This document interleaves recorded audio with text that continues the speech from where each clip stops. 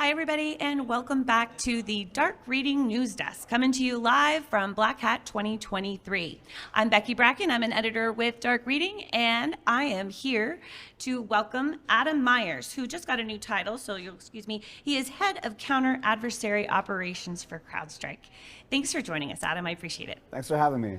All right, we've got a lot to get into, so I know you guys had a new report that came out, but maybe we can do this more geographically.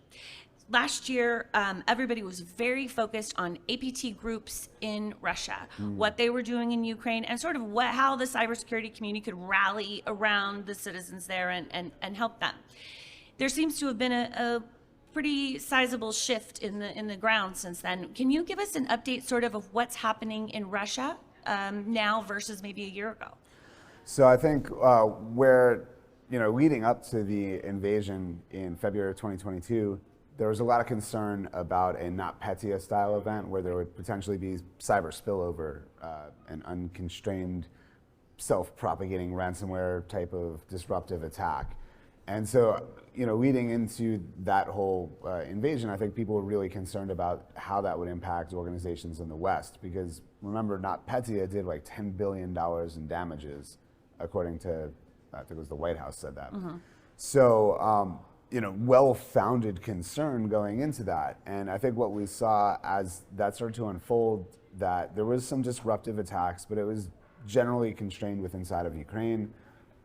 After the conflict kind of started really not going in the right direction for the Russians, you started to see that they went back to more intel collection, and there was plenty of disruptive wiper type attacks, but I think the thing that was most significant is that while everybody was focused on what was going on inside of Ukraine and what the various Russian threat actor groups were doing, China was prolifically getting into every single geographic region, every business vertical, and actively collecting on everything from intellectual property, trade negotiations, high-speed rail projects, port projects, pretty much everything going on, and built a massive collection effort around that. Were they using the Russian invasion as cover while everybody was sort of looking over here? Were they doing that, or was this happening sort of well before that? That's a good question. I think it worked out that it provided that kind of cover because everybody was so focused on what was happening in Russia and Ukraine. And so it distracted from the kind of steady drumbeat of everybody calling out China for doing the things that they were doing. So we know Russia's motivations. What are Chinese APT groups? What are their motivations? What are they trying to do? So it's a massive collection platform, and they are working to, China has a number of different major programs. They have things like the 14th five-year plan. They have the Made in China 2025 initiative. They have the Belt and Road initiative. And so they've built all of these different programs in order to grow the economy, to develop the economy in China.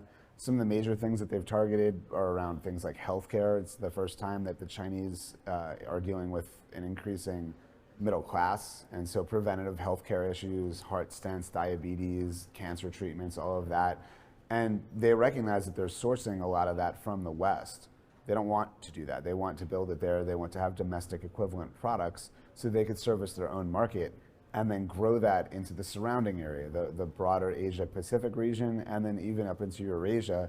And through doing that, they build additional influence. They build these ties to these countries where they could start to push Chinese products and Chinese solutions and Chinese programs and projects into those countries, so that when push comes to shove on an issue like Taiwan or something that they don't like at the United Nations, they could say, hey, you should really vote this way. We would appreciate it. So it's really an intelligence collection and intellectual property game for them? 100%. And so what are we sort of going to see in the next few years? Are they going to operationalize this intelligence? Is it already, I know, feeding sort of the intellectual class, but beyond that, what are their goals? It's happening right now, right? You look at what they've been doing with AI.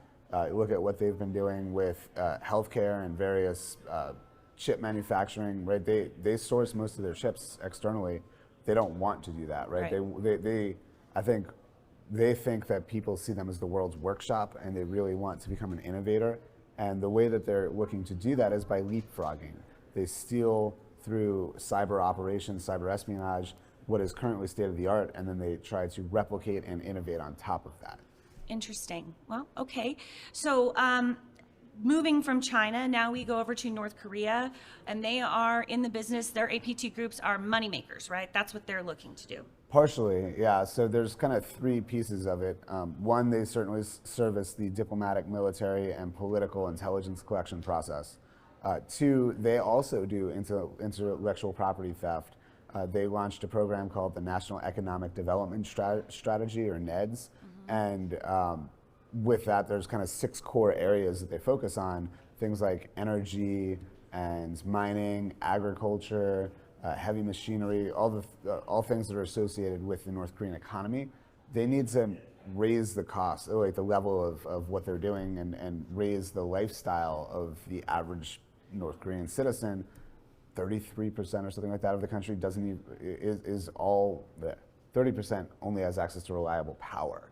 Wow. Right? So things like renewable energy and ways to kind of get energy to other places are important. So they do intellectual property theft to kind of do that as well. And then revenue generation. They got cut off from the international SWIFT system and international financial economies. And so now they have to find ways to generate revenue. They have something called the third floor, the third office, which generates revenue for the regime and also for the Kim family. And so they do a lot of things that are like drugs, fentanyl creation, and MDMA and things like that. They do human trafficking, and they also do cybercrime. And so they've been very effective at targeting traditional financials as well as cryptocurrency and kind of fintech type companies.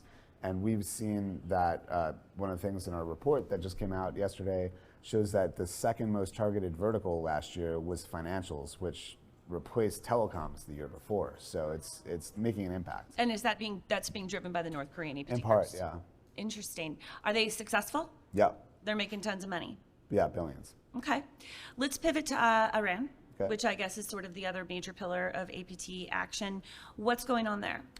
So we've seen a lot of what we call lock and leak operations. They kind of created, in many cases, these fake personas to target their enemies, to go after Israel and the United States and kind of Western countries.